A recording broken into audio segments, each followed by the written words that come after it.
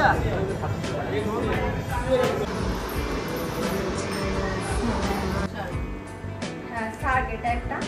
চাইলে আমি সিঙ্গেলও করতে পারি, আর এটা আমি অন্য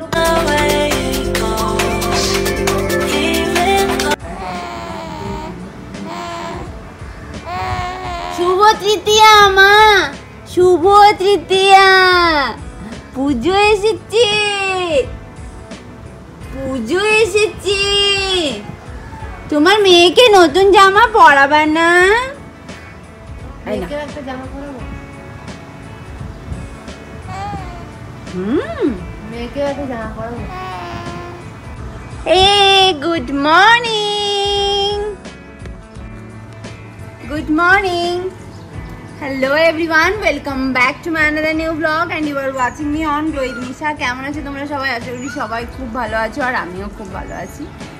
তো আমরা সকাল সকাল দুজনে নতুন জামা পরে নিয়েছি। মেনলি জামাটা পরেছিলাম আমরা কালকে, তো আজকেও আমরা এটা পরেছি, মানে আমি পরেছিলাম জামাটা কালকে সন্ধ্যেবেলা একবার, আর তারপরে আজকে সকালবেলা আবার পরে নিয়েছি। আর এটা বাবু পরেছে। নতুন জামা পরতেই পারতাম, কারণ কিন্তু আমার ইচ্ছা করছে না, মানে কোথায় যাবো পরে এরকম। তো একটু বাজার যাবো, তাই ভাবলাম যে টি শার্টটার জিনিসটা পরে নিই। তো আমরা পরে নিয়েছি এখন নতুন জামা, আর আমরা একটু বাইরে যাব, বাবু বাড়িতে থাকবে বোনের সাথে। তো চলো কিছুক্ষণ পর আবার দেখা হচ্ছে। আর এই যে দেখো কি করছে। আমি এখন এসেছি বৌদিদের বাড়ি। আসলে আমি আর ছোটো মামা এসেছি। আজকে হচ্ছে গিয়ে বৌদিদের গৃহপ্রবেশ, তো তার জন্যই রেডি হয়ে গেছিলাম। সকাল সকাল স্নান করে নিয়েছিলাম। আর এই জায়গাটা বেশ সুন্দর। আর আমরা ওই যে দেখছো ওইখানে একটা কোয়ার্টার, ওইখানে ছিলাম দাদার বিয়েতে এসে, মানে বরযাত্রীকে ওরা ওখানেই রেখেছিল। তো একদম পুরো মানে হরার একটা সিন ওখানে আছে। আর ওই দিকে আছে বৌদিদের কোয়ার্টার, আর বাড়িটা বৌদিদের এখানে হয়েছে। পুরনো বাড়িও এখানেই আছে বৌদিদের, তো কাছাকাছি আছে। আর এইটা হচ্ছে, এই রুমে হচ্ছে পুজো। এটা হচ্ছে বৌদির মা। তো আমরা একটু কথা বললাম, তারপরে মামা বসলো পুজোতে, আর আমি এলাম বৌদিদের বাড়ি কারণ টিফিন করার জন্য। আমি কিছু খেয়ে আসিনি, যেহেতু পুজোর কাজ করতে হবে, বৌদি আমাকে বলেছিল একটু একটু, তার জন্য আমি কিছু খেয়ে আসিনি। তো আমি এখানে এলাম খেতে, আর বৌদি চলে গেল। তারপর আমি খাওয়া দাওয়া করে আবার চলে গেলাম ওখানে। তো গিয়ে দেখলাম যে এরকম পুজো আর্চা শুরু হয়ে গেছে।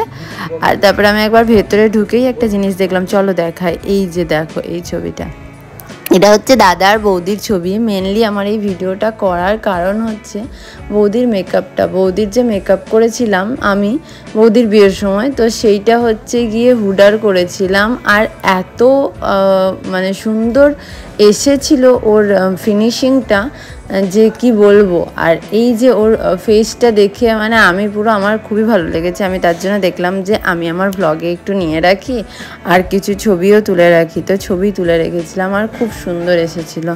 তারপরে আমি গেলাম ওপরে, আর আমাকে একজন একটা জিনিস দেখালো। দেখো এখানে প্রচুর পাখি আছে, পানকৌড়ি। তো ওরা নাকি এখানে মাছ এনে খায়, তারপরে নিচে ফেলে এরকম। আর যেহেতু দুদিন আগে বৃষ্টি হয়েছিল, এরকম প্রচুর মাছ নিচে পড়েছিল, আমাকে গল্প করছিল। তার জন্য আমি দেখলাম যে হ্যাঁ প্রচুর পানকৌড়ি। আমি তো প্রথমে ভাবছিলাম যে কাক। তারপরে আমরা এখানে বসে পুজোর জোগাড়যন্ত্রী সব মানে করে হয়ে গেছে। এখন এখানে হচ্ছে গিয়ে ওই যে এটা ঠাকুর ঘর বৌদিদের, তো ঠাকুর ঘরেই আর কি কিছু একটা দিচ্ছে। তো এইটা কমপ্লিট হয়ে যায় আর আমি চলে আসি নিচে। আমি আসলে ওকে বলে রেখেছিলাম বাড়ি নিয়ে চল আমাকে। আসলে ওকে আমি ফোন করে করে জ্বালাচ্ছিলাম, আয় বাড়ি, মানে এখানে আয় বৌদিদের বাড়ি, আমাকে বাড়ি নিয়ে চল, বাড়ি নিয়ে চল এরকম।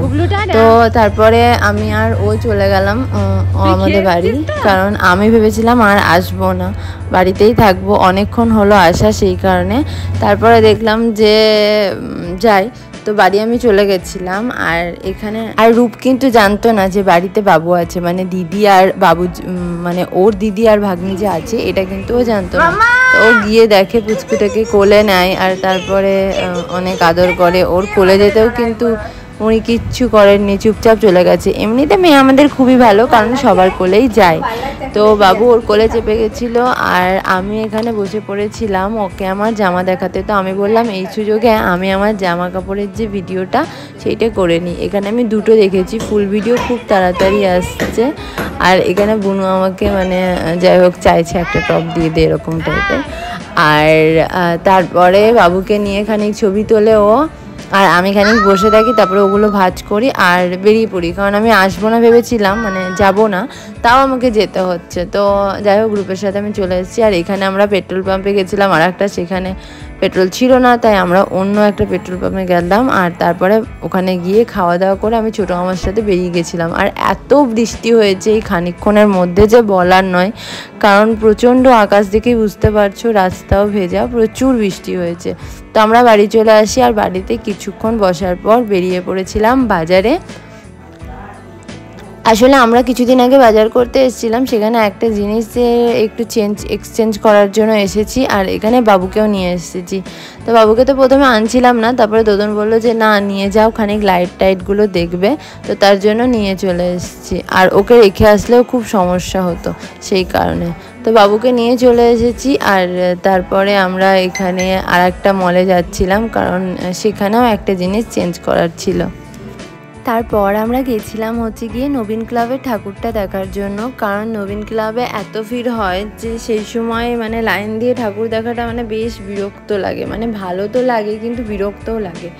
তো আমি বললাম যে চলো আমরা গিয়ে দেখে আসি একবার নবীন ক্লাবের ঠাকুরটা। আর আমি ঠিক করেছি পুজোর সময় আর আসবো না, কারণ মহালয়ার আগের দিন উদ্বোধন ছিল, সেদিন আমি লাইটিং মণ্ডপ সমস্ত কিছুই দেখে গেছিলাম, কিন্তু তাও ওদেরকে দেখানোর জন্য অনেকবার নিয়ে এলাম। এই যে মায়ের মূর্তি কি সুন্দর করেছে না, আর প্যান্ডেলটাও পুরো আদিবাসী থিমে করেছে, খুব সুন্দর হয়েছে। তো আমি এখানে বাবু আর বনুর কিছু ছবি তুলে দিই, ভাইয়ারও কিছু ছবি তুলে দিই, আর তারপরে বাড়ি চলে আসি। ছিঁড়ে দিচ্ছে, বুঝাকে খাওয়াও। বেটু বলো good night, bye bye, tata.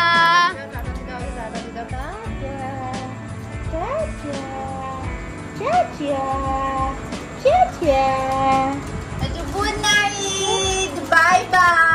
আর আজকের ব্লগটা আমি এখানেই এন্ড করছি, দেখা হচ্ছে নেক্সট ব্লগে। ততক্ষণ পর্যন্ত ভালো থেকো, সুস্থ থেকো, আর প্লিজ প্লিজ প্লিজ আমার চ্যানেলটা ভালো লাগলে লাইক কমেন্ট শেয়ার করে পাশে থেকো। দেখা হচ্ছে নেক্সট ব্লগে, বাই।